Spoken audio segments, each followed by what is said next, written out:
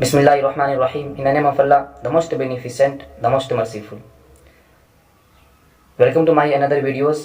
हम अपनी टॉपिक का स्टार्टिंग एक शेर के साथ करते हैं कि सियासत इस कदर आवाम पर एहसान करती है कि वह आंखें छीन लेती है और चश्मा दान करती है। आप समझ गए होंगे कि टॉपिक का इशारा क्या है। 5 फरवरी को ही दिल्ली इलेक्शन का टाइम ख़त्म हो गया। उसके साथ साथ नेताओं की किस्मत भी कैद हो चुका है बॉक्स में। वो 8 तारीख को ही मालूम होगा कि कौन और किसके ऑफिस में, किस पार्टी के ऑफिस में खुशी की शहनाई बजेगी या फिर गम के मातम पिछेंगे। ये 8 तारीख को ही डिसाइड होगा। मेरा टॉपिक इस चीज़ पर है कि जहाँ एक तरफ 2100 कोई वादा कर रहा है तो दूसरी तरफ उससे भी बढ़कर 4-5 कदम 2500 का वादा कर रहे हैं।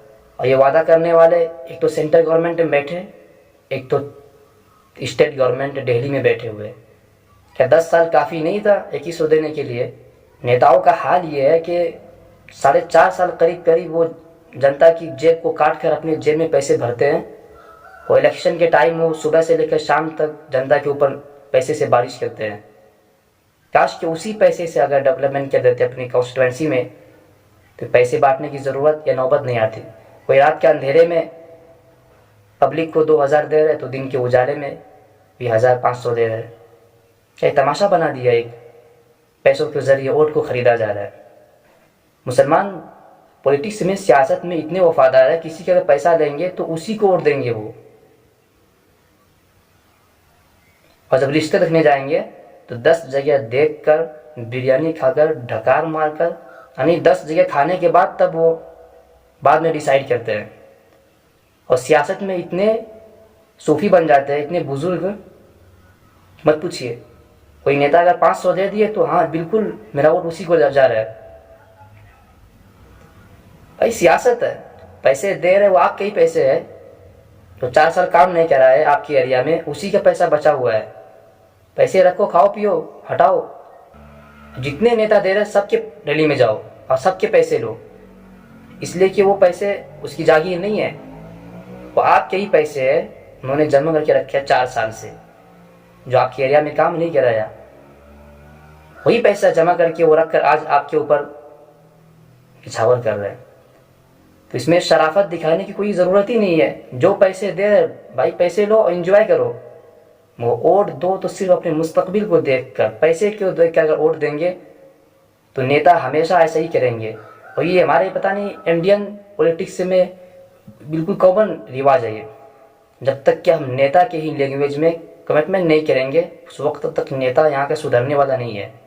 जिस तरह नेता धोखा देते हैं जनता को, उसी तरह आप चाहे कितने पैसा खर्चा करो वो उसके परवाह मत करो, खाओ पियो, उसके बाद वोट अपने मुस्तकबिल को देख कर डिसाइड करो। अब आइए इलेक्शन का मेन जो इनका इशूज़ है जिसके ऊपर ये वोट करते हैं या वोट करना चाहते हैं। कोई कहता है कि हमारी कॉन्स्टिट्यूंसी, हमारे एरिया में सड़कें नहीं बनी तो उस मुद्दे पर हम वोट करेंगे। कोई कहता है कि हमारे एरिया में नाली और गटर नहीं बने तो उस इशूज़ को लेकर हम वोट करेंगे। कोई लेडीज़ है वो जॉब करने जाती है तो उसका किराया फ्री है तो उस चीज़ को देख कर वोट कर रही है, बिल्कुल वफादार है, फ्री का फ़ायदा उठा रही तो उसी को वोट करेंगे। कोई कहता है कि स्कूल में बच्चों का फीस फ्री है तो हम उस चीज़ को देख कर वोट करेंगे। इतने शराफत बन जाते हैं, फरिश्ता सिफत, ऐसा लगता है कि वो नेता अपने जेब से पैसे देते हैं जनता को।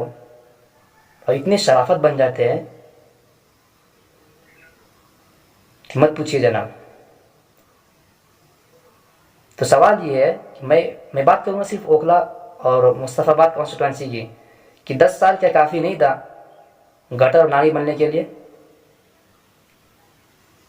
क्या 10 साल काफ़ी नहीं था नाली और गटर बनने के लिए? मगर एक चीज़ नोटिस कर लीजिए, कोई नेता अगर 99 पॉइंट भी अगर काम किया आपकी कॉन्स्टिट्यूंसी में, मैं सब कॉन्स्टिट्यूंसी की बात नहीं कर रहा हूँ, मैं सिर्फ ओखला और मुस्तफ़ाबाद कॉन्स्टिट्यूंसी की बात कर रहा हूँ कि वहाँ के सिटिंग एमएलए अगर 99 पॉइंट भी अगर काम किया है, मगर इस बार का इलेक्शन इंसाफ और नाइंसाफ़ी की है, जस्टिस और इनजस्टिस की इलेक्शन है। आपको डिसाइड करना होगा क्योंकि डिसाइडेड फैक्टर आप है। कि अगर वो कसूरवार है तो हम भी कसूरवार है। आप क्यों गए शाहीन बाग? तो आप क्यों एनआरसी में प्रोटेस्ट किए? पूरे ऑल ओवर इंडिया में जितने भी प्रोटेस्ट हुए एनआरसी में, और जितने भी प्रोटेस्टर अगर जेल में है, खासतौर पे जामिया मिलिया इस्लामिया यूनिवर्सिटी के स्टूडेंट, अगर वो जेल में है महज इस बात पर कि वो लीड कर रहे थे और फिर आपकी आवाज़ों से आवाज़ मिलाकर हुकूमत को चैलेंज कर रहे थे, अगर उसका कसूर ये है तो याद रखिए आपकी खातिर वो जेल गए, कसूरवार हो गए। आप भी तो कसूरवार है तब। मगर ठंडे दिमाग से सोचो को आपको अपना फैमिली अजीज़ है, क्या उनको अपना फैमिली अजीज़ नहीं था? अपने औलाद उनको अजीज़ नहीं थे? आपको अपना मोहल्ला, अपना कॉन्स्टिट्यूंसी अजीज़ है और बहुत फिक्र है कि डेवलपमेंट नहीं हुआ तो डेवलपमेंट की तरफ हम वोट करेंगे, जो कि 10 साल काफ़ी नहीं था, मगर आप फिर भी मौका देंगे उसको, फिर भी चांस देंगे। इतने फिक्र आप ज़िंदगी के बारे में, कभी सोचो कि वो बंदा और ऐसे तमाम प्रोटेस्टर जामिया मिलिया इस्लामिया के जो जेल के अंदर है, उन्होंने क्या, उसके पास क्या फैमिली नहीं थे? उसके घर में क्या भाई बहन नहीं थे? उन्होंने फैमिली से उठकर मिल्लत की रहबरी की और इस चीज़ की बिना वो जेल चले गए। मगर आज अगर आपसे वो डिमांड कर रहा है, रिक्वेस्ट कर रहा है सिर्फ एक वोट की, जो कि ये आपका राइट है, ये फंडामेंटल राइट है एक डेमोक्रेटिक कंट्री में, जिसको चाहे दे वोट, आपकी मर्जी है, जिस पार्टी को दे, ये आपका राइट है। काम तो कोई भी एमएलए चुन कर आएंगे, काम करेंगे, वो कुछ ना कुछ करेंगे। मेजोरिटियन पर्सन, एजुकेटेड पर्सन है वहाँ, आप लगे उसको समझना होगा और डिसाइड करना होगा कि आप इस चीज़ को इशूज बनाकर वोट करेंगे या आप अपने सामने जस्टिस और इनजस्टिस को सामने रखकर वोट करेंगे। डिसाइड आपको करना है। कोई कहता है कि नहीं जनाब हमारी दुआ उनके साथ है मगर वोट हम इनको देंगे, मगर याद रखिए दुआ के साथ वोट की सपोर्ट आपकी कॉन्स्टिट्यूएंसी के लोगों का है, इसलिए कि वो वहाँ से इलेक्शन लड़ रहे, वो दुआ तो हम भी कर रहे हैं इतने दूर बैठकर। आपका दुआ का मोहताज नहीं है वो। बहरहाल आप इस पर क्या सोचते हैं, आपका क्या नज़रिया है, क्या